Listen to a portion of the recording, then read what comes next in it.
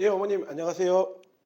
저는 조지영 국어학원에서 구연고 1학년과 2학년을 담당하고 있는 신현수입니다. 오늘 제가 준비한 영상은 2학기 중간고사 범위가 어떻게 될지, 그 다음에 어떻게 공부해 나가는 게 가장 효율적일지 한번 살펴보는 영상인데요. 우선 2학기 중간고사를 예상하기 위해서는 1학기 때 어떤 특이한 점들이 있었는지 살펴보는 게 중요할 것 같아요. 그래서 우선 1학기 시험으로 분석한 올해 시험의 특징은요. 첫 번째, 문제가 깔끔해졌다는 겁니다. 그래서 깔끔하다라는 표현은 논란이 없는 문제들로만 출제가 됐다는 겁니다. 예년 구연고 시험들을 보면요, 매년 약간 논란이 될 수 있는, 그래서 이의 제기를 하면은 답이 고쳐지기도 하는 그런 문제들이 뭐 1학기에 한 학기에 한 문제씩은 꼭 나왔었거든요. 매년. 근데 올해 같은 경우에는 문제가 답이 명확하게 떨어지게, 물론 그 답을 찾는 데는 좀 많은 사고력을 요구하기는 했지만 누가 봐도 1번이 답이구나, 2, 3, 4, 5번은 답이 아니다라는 게 명확하게 떨어지는 문제들로 출제가 되었습니다. 이 점은 2학년도 마찬가지입니다. 2학년도 작년에 1학년일 때와 달리 굉장히 문제가 좀 깔끔하게 나왔습니다. 두 번째는 제가 붙인 표현인데요. 째째한 내신 문제 유형이 많았다 이겁니다. 째째한 내신이라는 게 뭐냐면은 답안지에 이렇게 기수 서술이 되다 보면은 앞부분에는 맞는 말이 쭉 서술되다가 뒷부분에 말 하나 살짝 다르게 해가지고 틀리게 그렇게 답을 만드는 경우들이 물론 매년 조금씩 나오기는 했었지만 올해 그런 유형이 굉장히 좀 많아졌습니다. 실제 수능에서는 그렇게 그런 방식으로 답을 만들지는 않고 사고력을 요구하지만 내신은 그런 점이 좀 다른 점이었습니다. 다음 세 번째로는 문제가 아무래도 깔끔하게 서두에 제가 깔끔하게 나왔다고 말씀드렸잖아요. 그러다 보니 수업 때 짚어준 것들, 수업 때 다뤘던 것들이 예년과 다르게 정말 오래 많이 나왔습니다. 저도 분석을 하면서 와, 이거 너무 다 다루었던 내용들만 나오는 거 아닌가? 약간은 전과는 다르게 좀 놀랄 정도로 많이 나왔습니다. 물론 예외가 되는 한 두세 문제 정도도 짚어주지 못했던 그런 두세 문제가 나오기도 했는데, 이런 문제의 유형들은 외부 지문을 끌어오는 유형들이 많았습니다. 다만 이런 유형들도 굉장히 아주 높은 감상 능력이라든지 추론 능력을 요구하지는 않는 그냥 평이한 형식으로 나왔습니다. 네 번째는 교과서 외 학교에서 이제 프린트 주는 것들이 있었는데 그 프린트는 딱 그 프린트 수준에서만 나왔습니다. 무슨 말이냐면 그 프린트에 대해서 아이들이 좀 더 깊이 있게 공부하고 자료를 찾고 관련 문제를 좀 더 많이 풀고 이런 걸 요구하는 것이 아니라 선생님이 수업해 주신 내용, 그 프린트 안에 있는 수업에서 다루었던 내용들 안에서만 문제가 나왔습니다. 이 점은 2학년도 마찬가지였습니다. 이렇게 1학기 때 예년과는 달라진 올해 1학기 때 구연고 시험의 특징을 봤고요. 다음으로는 중간고사 때 예측되는 시험 범위들을 이렇게 제가 만들어 봤습니다. 우선 요 2단원의 첫 번째 대화의 원리와 두 번째 문법 요소, 둘 다 영역은 문법 영역인데요. 요 부분은 다른 학교들 같은 경우에는 보통 1학기 때 시험의 범위 안에 들어가는데, 구연고도 원래는 1학기 때 시험 범위 안에 들어갔는데 올해는 1학기 때 여기를 다루질 않았습니다. 그래서 2학기 때 다루겠거니라고 생각이 되어서 넣어봤고요. 두 번째, 5단원의 첫 번째인 어떻게 읽을까라는 거는 이제 미술 비평문인데요. 요 단원 같은 경우엔 퐁당퐁당 구연고에 시험이 들어갔습니다. 한 해 들어가면은 그 다음에는 시험 범위에서 빠지고 또 다음에는 시험 범위에 들어가고 이런 식으로 2년에 한 번꼴로 시험 범위에 들어가서 올해도 들어가지 않을까 이렇게 조심스럽게 예측은 했는데, 여기 난이도를 제가 별 1부터 별 3까지 매겼잖아요. 그렇게 어려운 단어는 사실은 아닙니다. 6의 1단원 그 사람의 손을 보면이라는 현대 시도 5단원의 1 어떻게 읽을 거와 마찬가지로 얘도 퐁당퐁당 나오는 출제되는 단원이었습니다. 그다음에 6의 1단원의 현대시 다음에 요 현대소설 엄마의 말뚝이 있는데 이 작품은 구연고에서 매년 출제가 되는 단원입니다. 그렇게 뭐 현대소설이라 아주 어려운 부분은 아니지만 뒤에 다시 말씀드리겠지만 외부 지문과 연계가 되는 영역이기 때문에 난이도를 별 2개로 넣어봤습니다. 그 다음에 이제 7단원에 이제 제막매가라는 신라시대 때의 노래가 하나 있고요. 그다음에 이제 조선시대 때의 시조들과 가사 작품인 관동별곡이 중간고사 때 범위 안에 들어갈 가능성이 매우 높습니다. 매년 들어왔었고요. 이 관동별곡은 우리 어머님들도 학창 시절 때 한 번쯤 들어보셨은 그 공부했을 기억이 좀 나실 것 같은데 아이들이 참 많이 어려워합니다. 요게 아무래도 한 500년 정도 예전 글이다 보니까 이 글을 읽는 것 자체를 많이 어려워해서 이 부분을 제가 난이도가 가장 높다 이렇게 넣어놨습니다. 1학기 때 우리 시험 범위에 계속 있었던 사자성어 프린트도 2학기 때 당연히 학교에서 배부가 돼서 시험 범위로 들어올 거고요. 그 외에 선생님이 따로 준비해 주시는 학교 프린트 이 정도를 저는 2학기 중간고사 범위겠거니 하고 예측을 해봤습니다. 그러면 각 단원별로 어떻게 무엇에 주안점을 두고 공부해 가는 게 좋을까? 여기다 준비해 봤는데요. 우선 첫 번째, 대화의 원리 단원은 아까 앞 페이지에서도 봤듯이 난이도가 가장 쉬운 단원입니다. 우리가 일상생활에서 대화할 때 좀 더 공손한 대화, 효과적인 대화를 하기 위한 방법들을 이론으로 정리해 놓은 단원인데요. 그 이론들을 기본적인 이론 내용을 암기해 놓고 주어지는 보기 지문에서 그 이론을 적용하면 되는 연습을 많이 할 필요가 있습니다. 우리가 일상생활에서 많이 하는 대화들이 지문으로 구성이 되기 때문에 그리고 이론 또한 뭐 완전 처음 보는 새로운 지식들은 아니고 우리가 알고 있는 것들을 체계화시켜 놓은 것이기 때문에 그렇게 낯설거나 어렵게 느껴지는 단어는 아닙니다.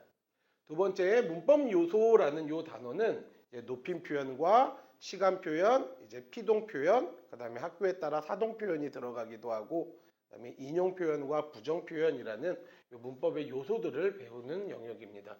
제가 여기 주안점에 지저분 출제 X라고 써놨는데 아까 앞부분에 깔끔하게 문제가 좀 나오는 경향이 있다고 말씀드렸잖아요. 이 부분도 문법 부분을 굉장히 막 지저분하게 막 아주 어렵게 만들지는 않고 정확한 지식을 알고 그 다음에 이제 답지를 꼼꼼히 읽게 아까 말씀드린 대로 앞부분에 맞고 뒷부분에 살짝 틀리게 만드는 출제 유형이 많이 나오니까 정확한 지식을 바탕으로 꼼꼼하게 읽는 연습이 아주 중요한 단원입니다. 다음 어떻게 읽을까 요 단원과 그 사람의 손을 보면 요 두 단원은 퐁당퐁당 시험 범위에 들어간다고 말씀드렸는데 어떻게 읽을까 요 미술 비평문 같은 경우에는 지문의 내용을 온전히 잘 이해해 두고 요거 주의하면 됩니다. 자기의 생각으로 문제 풀지 않게 철저하게 지문 내용을 근거해서 문제를 푸는 게 중요한 단원입니다. 다음 그 사람의 손을 보면 요 현대시 부분도 시의 내용을 이해하고 이 작품에 쓰인 표현상 특징들이 어떤 표현법이 사용이 됐는지 그 특징과 거기서 일으키는 효과 요거에 대해서 이해를 하는 게 중요하고 선지들을 볼 때 상상력으로 풀지 않고 철저하게 시에 써 있는 내용과 작가의 의도 중심으로 내 생각이 아닌 그 작가의 의도 중심으로 문제를 풀어나가는 게 중요합니다. 다음 6단원에 또 엄마 그 사람의 손을 보면과 같이 묶여있는 엄마의 말뚝이라는 현대 소설은 우선 소설의 내용을 이해하고 소설에서 매우 중요한 건데요. 그 서술상의 특징을 파악하고 그다음에 그 인물이 하는 행위가 어떤 상징적인 의미를 가지고 있는지 그리고 이 소설은 전쟁의 상처와 또 분단을 극복하려는 그 의지를 주제로 삼고 있는 소설이다 보니까 같은 주제를 담고 있는 시들이 매우 많습니다. 그래서 그 외부 지문, 시들과 연계해가지고 상징적인 의미를 찾아낼 수 있는 게 아주 관건인 단원입니다. 이 외부 지문이 많이 들어가는 영역이어서 내용 자체는 어렵지 않지만 난이도를 별 2개로 넣었습니다. 다음 7단원에 제막매가와 시조, 관동별곡 난이도를 별 3개 가장 어려운 단원으로 넣었는데요. 이 부분은 정말 주의해야 되는데 문제를 많이 푸는 게 절대 중요한 게 아닙니다. 아이들은 공부를 하는 거를 내용을 한번 쓱 보고 이제 문제를 푸는 게 공부라는 거다 이런 잘못된 생각을 가지고 있는데 이 부분은 그렇게 공부하면 큰일 납니다. 철저하게 문제 중심에 치우치지 말고 지문 공부에 내용 공부에 확실하게 시간을 투자하는 게 여기서 복습 역시도 이 지문 내용을 정확하게 이해하는 그런 복습이 중요합니다. 이 영역 역시 지저분하게 문제를 내지는 않기 때문에 내용을 온전히 제대로 이해하는 거, 그게 가장 관건이 될 것 같습니다. 그다음 사자성어는 중간고사 때와 1학기 때와 마찬가지로 예년과 마찬가지로 상황에 맞는 사자성어를 고를 수 있는 능력, 요 부분이 중요하고 학교 프린트는 매우 중요. 필기 중심으로 선생님이 즉 말씀해 주신 것 중심으로만 딱 그만큼만 공부해 나가면 될 것 같습니다. 자, 다음으로 제가 오늘 영상에서 가장 강조하고 싶은 4가지만 딱 정리해 봤는데요. 이것만은 꼭 해서 첫 번째, 우리 아이들이 답지를 읽을 때 꼼꼼하게 읽어야 됩니다. 꼼꼼하게 읽는다. 어떻게 읽어야 하냐면 끊어서 읽으면 됩니다. 선지가 있으면 사선을 그으면서 맞고 이상하다 이런 식으로 꼼꼼하게 읽어야 합니다. 아이들이 선지를 읽다 보면 앞에 쭉 맞는 말이 나오면은 맞다라는 인식을 가지고 관성처럼 뒤에 부분도 그냥 맞아라고 그냥 자기도 모르게 그렇게 인식하고 스무스하게 넘어가 버리는 경우가 많거든요. 꼼꼼하게 선을 끊어가면서 이렇게 읽는 연습. 두 번째, 내신에서 정말 중요한 건데요. 뭐 내신뿐만이 아니라 우리 모든 삶이 그러지 않을까 싶은데 긴장하지 않아야 됩니다. 시험은 긴장하면 더 어려워 보이고 평소에 아는 쉬운 것들도 순간적으로 안 보이게 되고 쉽게 맞히던 것도 이렇게 못 맞히게 됩니다. 아이들한테는 좀 다를 수 있겠지만 사실 학생들이 보는 이 시험은 어머님 인생 전체를 놓고 봤을 때 굉장히 대단한 어떤 큰 띵틀이 되는 거는 아니잖아요. 살다 보면 정말 내가 예상하지 못했던 정말 큰 무거운 띵틀들이 많이 나오는데 사실 어떻게 보면은 이 시험 한 번은 큰 띵틀은 아니잖아요. 그런데 아이들 입장에서는 정말 이 시험 한 번 한 번이 아주 크게 느껴질 거예요. 그러다 보니까 아이들은 더 긴장을 자꾸 하게 되고 그러다 보니까 아는 것도 틀리고 보여야 되는 것도 못 보고 이런 경우가 많거든요. 그래서 좀 약간은 우스갯소리로 표현을 해봤는데 이거는 상상고 시험이 하나고 시험이 아니다. 그냥 일반 인문계 고등학교 그냥 시험 한 번, 12번 중에 그냥 한 번 보는 것이다. 너무 마음을 긴장하지 말고 그냥 복잡하게 꼬지 말고 그냥 편안하게 그렇게 보는 시험 태도가 매우 중요할 것 같습니다. 다음 네 번째로 요 매주 쪽지 시험과 빈칸 채우기 훈련은 영역에 따라 다릅니다. 아까 제가 혹시 가장 난이도가 높다고 지정했던 단원이 2개 있었는데 기억나시나요?